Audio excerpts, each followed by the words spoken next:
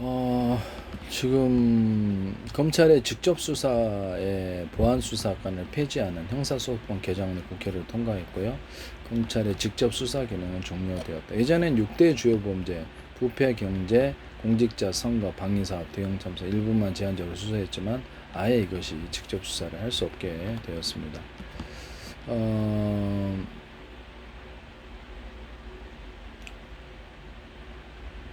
그래서 지금 오늘 10월 2일 기존의 검찰청이 폐지가 되고 공소청과 중대범죄수사청이 검찰청이 폐지되고 중수청이 출범합니다. 라고 이제 검찰의 기능은 헌법상의 권한인데요. 헌법상의 권한이라는 것을 말씀드립니다. 그것을 없앨 수는 없다. 라고 말씀드립니다. 뭐 그렇죠. 검찰총장은 헌법에 이렇게 나와 있기 때문에 공소청 검사는 직접 수사를 할 수 없고 기소와 공판 업무만 담당한다. 이렇게 재판에 참여하는 중대범죄 수사는 중수청과 경찰이 담당하게 된다.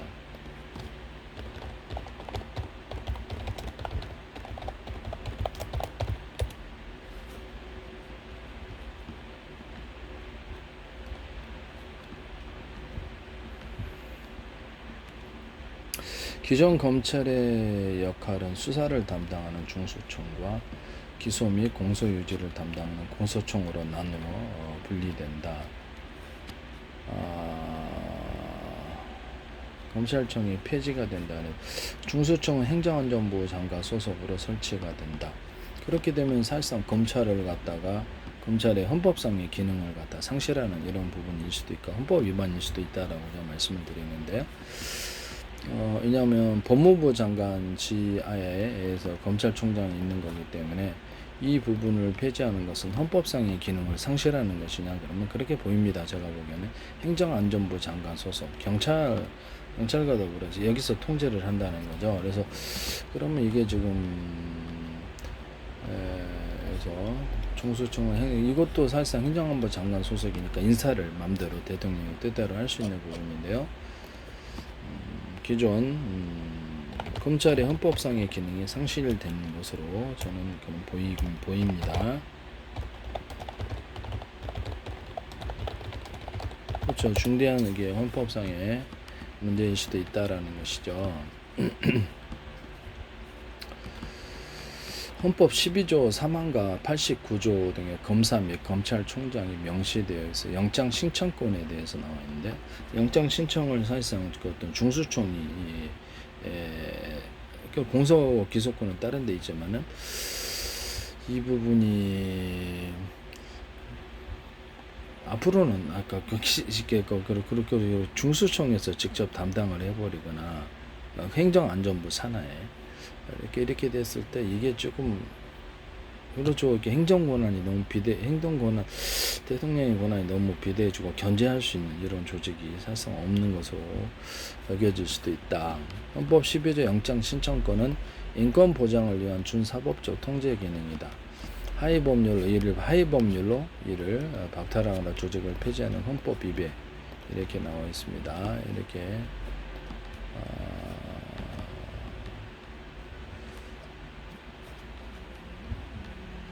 그래서 수사와 소추 기능 검사의 본질된 필수적인 권한이 이를 분산 폐지하면 형사법상 체계의 객관성과 중립성이 훼손된다. 자칫하면 경찰공화국이라고 생각할 수도 있는 부분인데요. 이게 굉장히 부정적인 그런 느낌이 조금 생깁니다. 솔직히 말씀을 드리면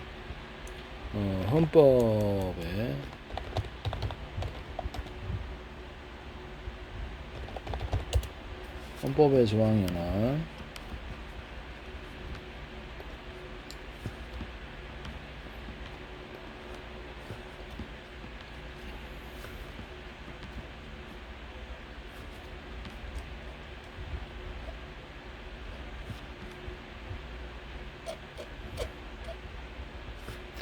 40조에서 100조까지가 국가기관, 국회, 법을 만드는 것, 정부, 대통령이 참여하는 법원 재판하는 것, 어떻게 일하고 힘을 나누는지를 정하는데요.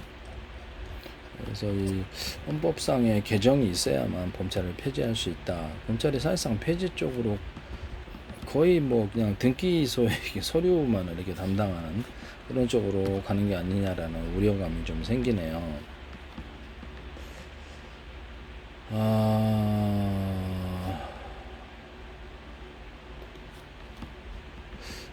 어떤 모든 국민은 법 앞에 평등하다. 11조. 그래서 어떤 성별, 종교, 사회적 신분에 의해서 모든 영역에서 차별을 받지 않는다. 사회적 특수 계급의 제도는 인증 공무원 시험을 통과하지 않고 공무원들이 대거 어떤 사람은 공무원 노량진 고시원 들어와서 열심히 공부를 해서 하고 어떤 사람은 안 돼요. 이 부분에 대해서 근본적으로 헌법이 안 된다라고 나와 있습니다. 어떠한 형태로도 이를 만들 수 없다. 사회적 특수계급의 제도를 인정하지 않는다. 그 다음에 모든 국민은 신체의 자유를 가진다. 12조. 누구든지 법률에 의하지 않고는 체포, 구속, 압수, 수색, 신문을 받지 아니한다. 법률과 적법한 절차에 의하지 않고는 처벌, 보안, 처분, 강제 내용을 받지 않는다. 이렇게 나와 있습니다. 체포할 때도 법원에 이렇게 어떤 구속영장 이 부분이 있어야 되는 부분인데요. 압수수색, 경찰이 마음대로 남의 집에 들어가서 압수해가거나, 제가 저기 어떤 서울시의 38기동대에 대해서도 이것이 문제점이 있다라고 했죠. 이게 헌법을 뛰어넘는 이런 조직이 서울시에서 있을 수 있느냐라는 것이죠. 그것이 국세라 할지라도 헌법을 이길 수는 없는데 법원에 그렇죠. 판결을 이렇게 남의 집에 들어가서 여기에서 남의 집에 들어갔지 않습니까? 들어가가지고 이것을 압수수색하고 이것을 돈까지 가져온다. 이런 게 이게 말이나 되는 소리입니까? 예. 법원에 강제 우리가 법원에 대해서 이렇게 어떤 해서 상대방에 대해 재산상에 대해서 문제가 있다. 그러면 이게 갚으라고 법원에게 소송을 걸어가지고 강제적으로 매각을 해가지고 이렇게가 하는데 여기는 뭐 멋대로 하더라. 그래서 이 부분에 있어서 이게 상당한 이게 헌법 위반이다라고 제가 말씀을 좀 드리고 싶네요. 왜냐면 뚜렷하니까 누구든지 법률에 의하지 않고는 체포, 구속, 압수수색, 신문을 받지 않는다. 체포, 구속, 압수, 수색을 할 때는 적법한 절차에 따라 검사의 신청에 의하여 법관이 발부한 영장을 제시해야 된다. 검사와 법관만이 재판에 참여할 수 있습니다. 그래서 변호사하고 사법시험을 통과한 사람이나 해당되는 자격이 있는 사람이 되는데요. 일반 경찰이나 이런 사람들은 일반 공무원들은 재판에 참여해서 주도할 수가 없습니다. 이런 부분을 말씀을 드립니다. 뭐 위험물 취급인가 자격증이래 이런 취급 그렇죠. 이렇게 상대방을 크게 자기의 감정을 앞서가지고 법의 논리보다는 이렇게 할 수 있기 때문에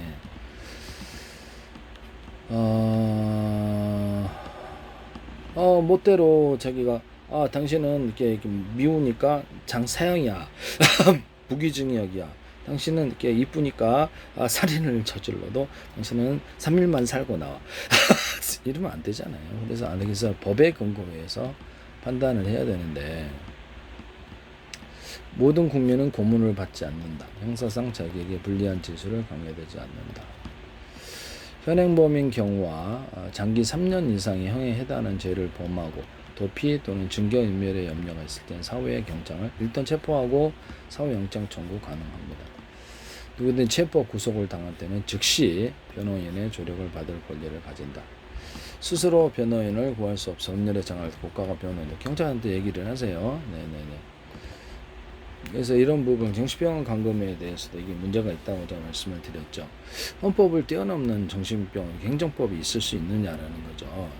그래서 구속을 할 때도 재판을 받아야 되는데 이렇게 법원이 저는 영장이 있어야 되고 재판을 가서 재판 1심, 2심, 3심 할 수 있는 권리가 있는데 정신병원 감금은 멋대로 판결을 해가지고 이런 모든 형법을 초월하고 헌법을 초월해서 가둬버리기 때문에 그리고 그 환자가 치료 받을 수 있고 안 받을 수 있고 권리를 정할 수 있고 현행범이 아닌 범죄를 저지르지 않았는데도 불구하고 위험인자를 갖고 돼 그럼 경찰에 가서 단속을 하는 부분인데요.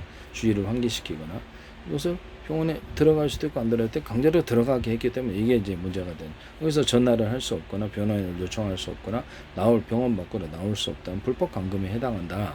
저는 그렇게 보인다는 거죠. 더구나 그 어떤 사설 이렇게 중고차 시장에 들어가서 응급 이렇게 사설 구급차를 그거를 사가지고 이렇게 해서 등록을 해가지고 이렇게 허가 그래갖고 자영업 한 건당 얼마씩 받는 이런 것은 그것은 문제게 불법적인 행위일 수 있다라는 것이죠.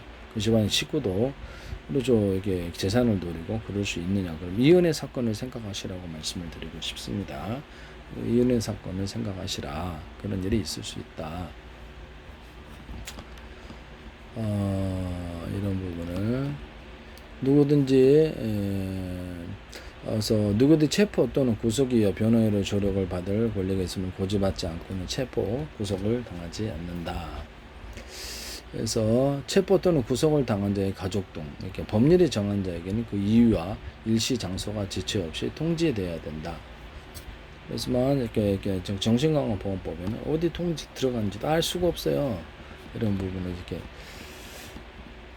그래서 이 부분에 대해서 멋대로 자치단체장이 구속을 결정한다는 구속의 결정은 법원에서 하는 것이지 상권 분립을 따라서 행정권한이 가질 수 있는 것이 아니다.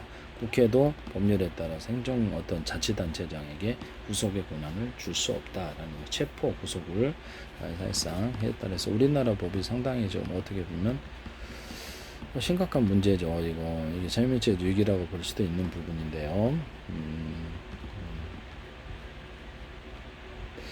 피고인의 자백이 고분, 폭행, 협박, 구속의 부당한 장기화, 구속을 장기를 해가지고 기타 방법의 기망, 기타의 방법에 자유로 진술된 것이 아니라고 인정될 때, 또는 정식 재판에 있어서 피고인의 자백이 그에게 불리한 유일한 증거일 때는 이루 유죄의 증거를 삼거나 유죄로 처벌할 수 없다. 그래서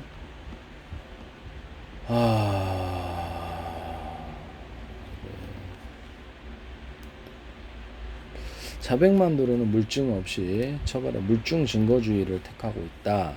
그래서 자백만으로는 허위로 자백을 하게 할 수 있으니까 이렇게 당신은 20년 때릴 테니까 나 2년만 이렇게 올리게끔 해줄 테니까 자백해라. 그래서 아닌데요. 저는 그래도 이게 낫다. 이렇게 그러면 그게 문제가 된다는 거죠.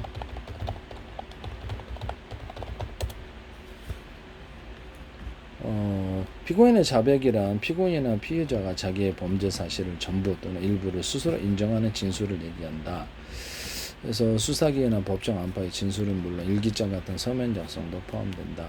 이렇게 해서 어떤 부당하게 이렇게 진술한 것이다라고 했을 때 유죄 증거로 쓸 수 있느냐 그러면 없다. 이것을 물증 증거주의로서 이것이 자백이 이렇게 유일한 증거면 유죄로 판단할 수 없다. 다른 보강 증거가 필요하다. 라고 이렇게 나와 있습니다.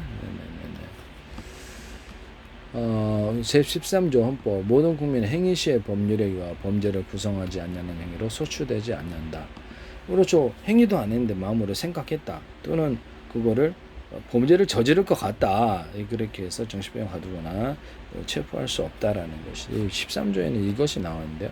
모든 국민은 행위를 법률에 해당되는 현행범이라는 조건이 있어요. 이렇게 법률에 해당되는 행위를 해야만 체포를 할 수 있고 마음으로 생각을 했다 해서 마음으로서 상대방을 갖다 살인했다 해서 마음으로 상대방을 때렸다 해서 체포할 수는 없다라는 것이죠.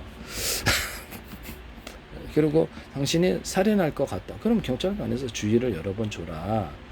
그리고 해당되는 범죄에 대한 이렇게 처벌을 할 수 있다면 경범죄라도 해라. 이런 부분이죠. 그래서 행위를 하지 않았는데도 가서 행위를 할 것 같은데 당신 딱 체포. 사랑의 수갑도 아니고 이렇게 할 수 없다라는 것이죠. 네네네. 헌법 13조를 뛰어넘어야 된다. 행위를 넘어서선 이렇게 범죄를 예방하는 차원에서 정신병에 가둔다. 이게 말이 안 된다라는 거죠. 그래서 이것은 중대하게 헌법을 위반하고 있고 자유민체제를 흔들고 있다. 근본적으로. 모든 국민의 행위 시의 법률에 의해서 범죄를 구성하지 않은 행위로 행위가 있어야 됩니다. 증거도 없는데 여러 사람이 있어 계속해서 10몇 년 동안 침뱉더니 이제는 증거까지 조작해서 내가 무슨 짓을 저질렀다고 신고. 나는 아무것도 안 했는데 어떤 재산을 노린 범죄 목적이다 그러면 누구도 재산 뺏길 수 있게 해서 그 사람들의 진술에 의자는 이거 서로 짜고 이렇게 사기치는 경우가 100명, 200명도요.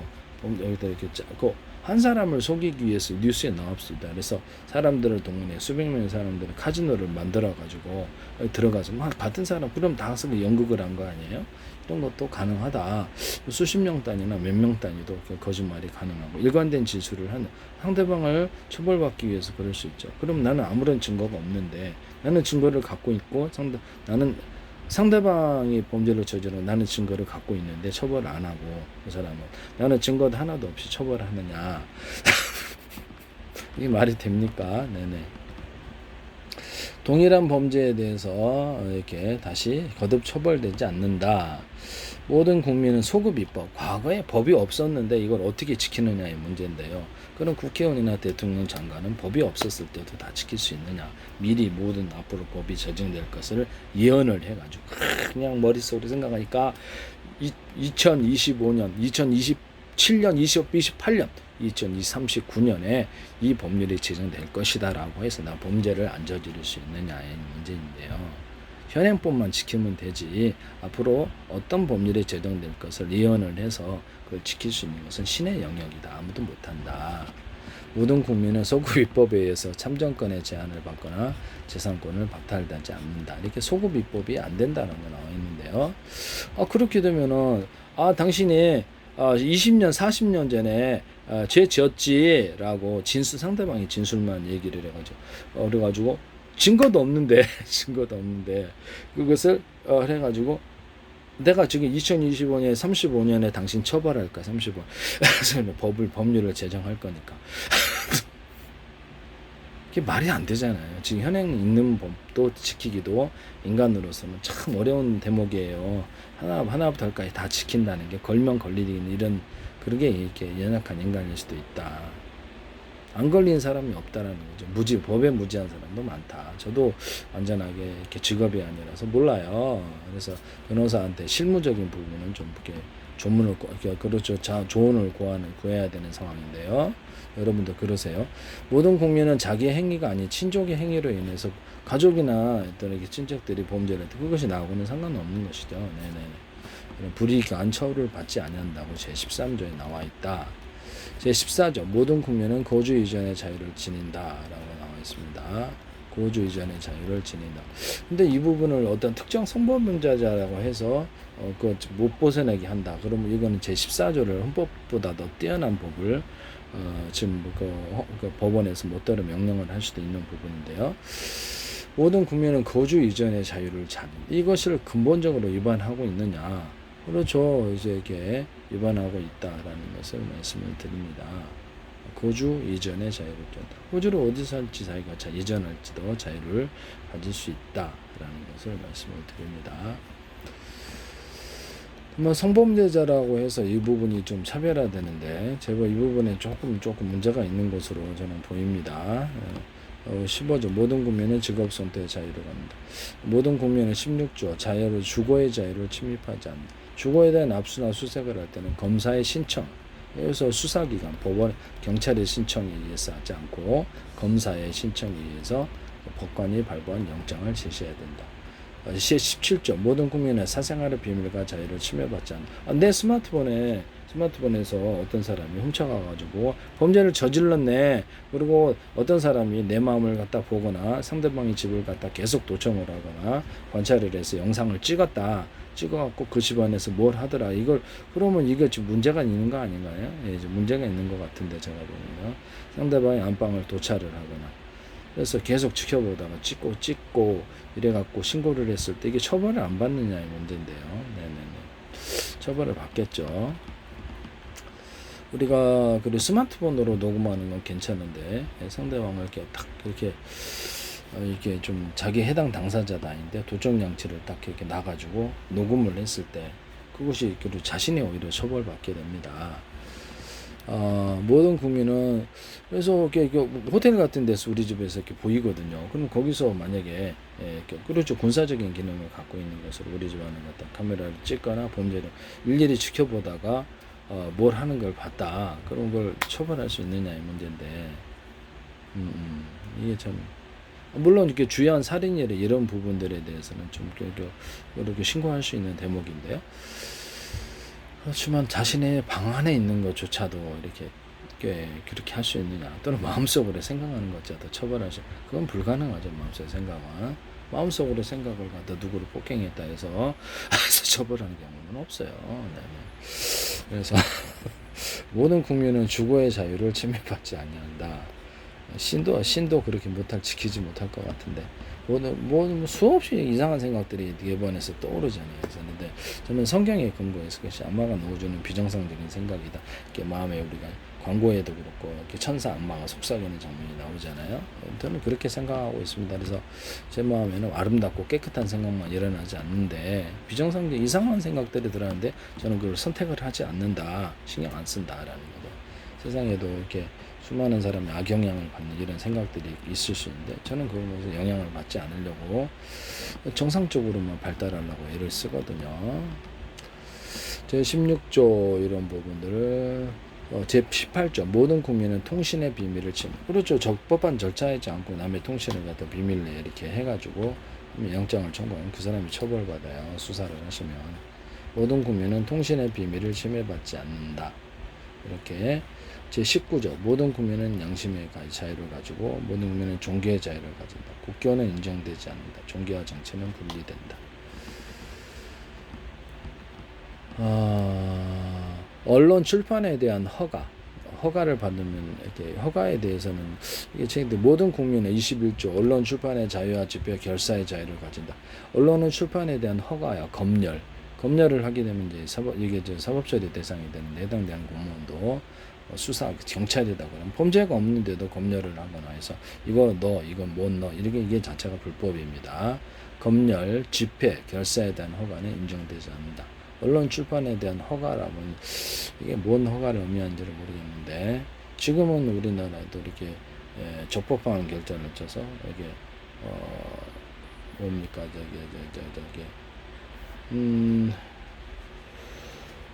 방송이 이렇게 인정되느냐 안 되느냐 지금 그건 되고 있는데요. 지금은 이게 언론 출판에 대한 허가, 검열, 집회 이 부분이 인정되지 않는다. 누구나 언론 출판을 만들 수가 있다는데 특정 정해진 사람만 이렇게 언론 출판을 하는 것은 아니다라는 것이죠. 이 부분을 말씀을 드립니다. 통신시설, 방송의 시설 기준, 신문의 기능을 필요한 상황, 시설 기준과 신문의 기능 보장을 필요한 상황은 법률로 정한다. 언론 출판은 타인의 명예와 권리 또는 공중도덕의 사유인권을 침해해서는 안 된다. 공중도덕, 이렇게 사유인리를 침해. 언론 출판이 타인의 명예와 권리를 침해한 때는 피해자는 이에 대한 피해 보상을 청구할 수 있다는 나와 있네요. 그래서 모든 국민은 22조 학문과 예술의 자유를 가진다. 저작자, 발명가, 과학기술자, 예술가의 권리는 법률로서 보호한다. 이 저자가 지적재산권에 대해서 구체적인 아이디어에서 특히 그렇죠. 기존의 기술을 뛰어넘는 것을 했으면 법률로서 보호가 돼야 되는 것이죠. 이걸 침해하시면 안 됩니다. 이런 부분을 말씀을 드립니다. 그래서 이런 부분인데요. 일단은 지금 검찰 얘기하다 여기까지 왔는데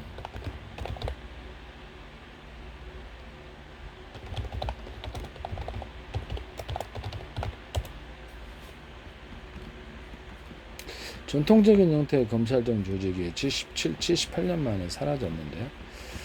그래서 기존의 권한은 나뉘어서 다른 기관으로 이전되었습니다. 그러면 이게 법률에 나와 있는 검사라는 이 직함에 대해서 근본적으로 헌법이 흔들어졌느냐 그러면 제가 보기엔 그런 것 같다라는 것이죠. 헌법을 개정해야 되는 상황인데 일반 법률을 뒤엎을 수 없습니다. 뒤엎을 수 없고요. 그래서 중대범죄수사청 신설이라는데 그래서 기존 검찰이 가졌던 체포 압수수색 일체의 수사권은 사라졌고 그 기능이 행정안전부 상하에 신설되어 직접 수사 기능, 이 직접 수사 기능을 맡게 되는 부분을 이것을 예전에 중수청이 있었죠. 검찰이 그거를 행정안전부 산하에 경찰 조직 안에 사실상 들어온 건데요. 그렇게 전에 법무부 산하에 공소청 시설, 법무부 산하에 신설되고 검사들이 이것을 재판에 넘기는 기소와 공소 유지 업무만을 전담한다. 그래서 등기 공무원 공소 업무가 없으면 법원에 나가서 이렇게 다투는 이런 것만 없으면 그래서 등기 공무원 역할일 수도 있겠다라는 너무 약화되었다. 이런 부분을 말씀을 드립니다. 직함은 그래도 남겨졌다. 영장 청구권의 직함이 남겨졌는데 검찰의 헌법상의 조항이 약간 애매하게 나와가지고요. 그래서 검사 영장 신청권과 검찰총장 임명을 따른 대한민국 국회 헌법들이 존재한다. 그 다음에 헌법 제12조 3호 영장 신청권, 헌법 16조 주거 압수수색 영장, 헌법 89조 16호 검찰청 임명 심의 이렇게 나와 있습니다. 주거 압수수색 영장 이런 부분들에 대해서 이런 부분을 말씀을 드립니다. 그래서 문제가 있으면 검찰청에 전화를 하셔가지고 이것이 문제가 있다. 그래서 수사가 제대로 안 이루어졌다면 보안 수사를 요구할 수 있고요. 또 국민권익위에 전화를 하시든가 정 안 되면 인사소송을 걸어가 해당 경찰관에 대해서 걸 수 있습니다. 불법한 그 증거를 뚜렷이 했었는데 왜 수사를 안 하느냐 하면서 직무유기까지 형사까지 제시할 수 있습니다. 저기는 억울한 일을 당했는데 수사를 안 하더라고 했을 때 여러 가지 조치를 전혀 아무런 방법이 없는 게